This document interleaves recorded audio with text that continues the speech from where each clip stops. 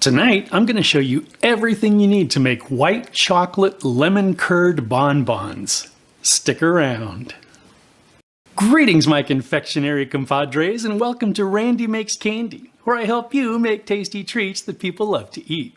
Last December, we received some chocolates, and included was a white chocolate bonbon with lemon filling. Mrs. Randy Makes Candy said that it would be a nice addition to the RMC video library, and since I'm a sucker for anything lemon flavored, I readily agreed, so here we are. As always, I'd love to hear about your results if you decide to make your own bonbons, as well as suggestions for other recipes you'd like to see in future videos.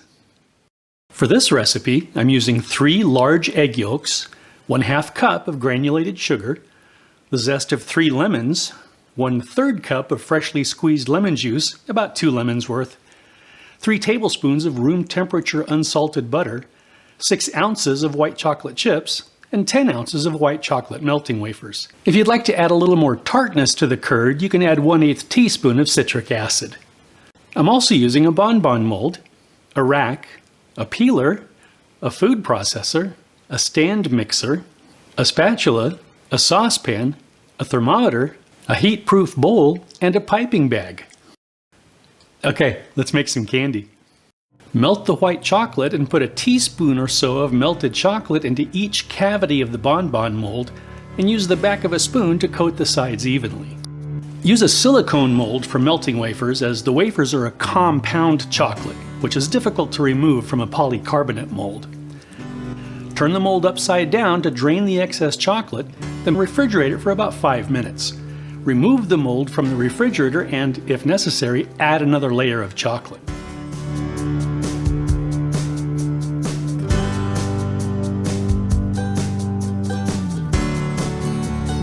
Use the peeler to remove the zest of 3 lemons, being careful to avoid the white pith. Put the zest in a food processor, add the sugar, and blitz it until the zest is very finely minced into the sugar.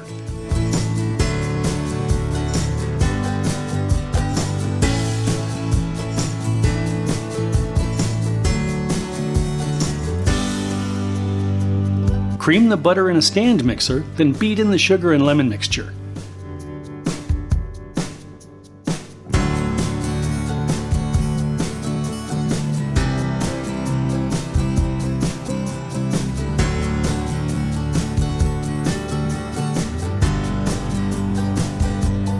Beat in the egg yolks one at a time, then add the lemon juice and mix until combined.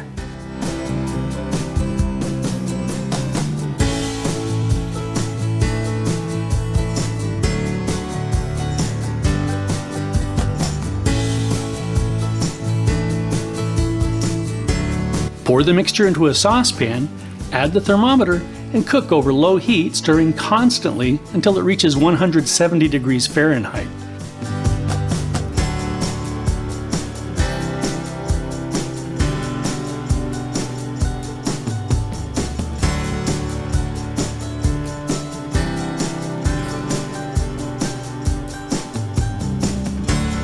Remove the pan from the heat and carefully taste the mixture.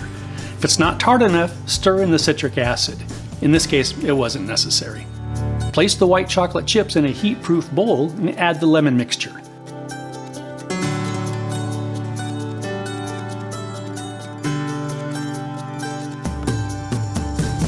Let it sit for about 5 minutes, then stir until it's smooth.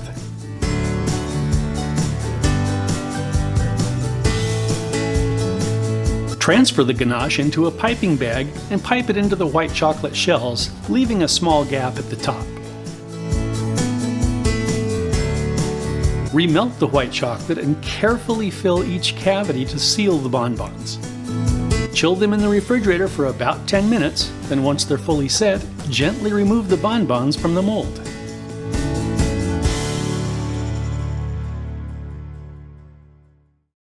And that's it.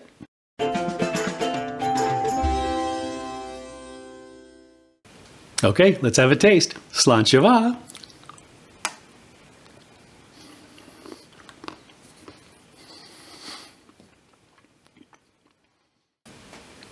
Oh yeah, The ganache has just the right level of tartness, which is nicely balanced by the sweetness of the white chocolate. I'll give these an A-, and I'll tell you why. There are little pieces of lemon zest in the ganache, which kind of detract from the creaminess and add a little bitterness.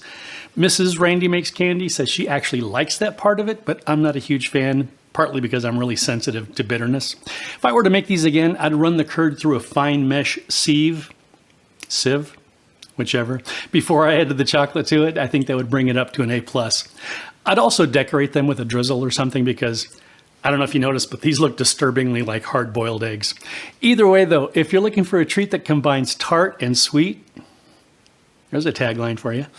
You really ought to try these. Included as... If you'd like a little... No. For this recipe, I'm using a heat-proof...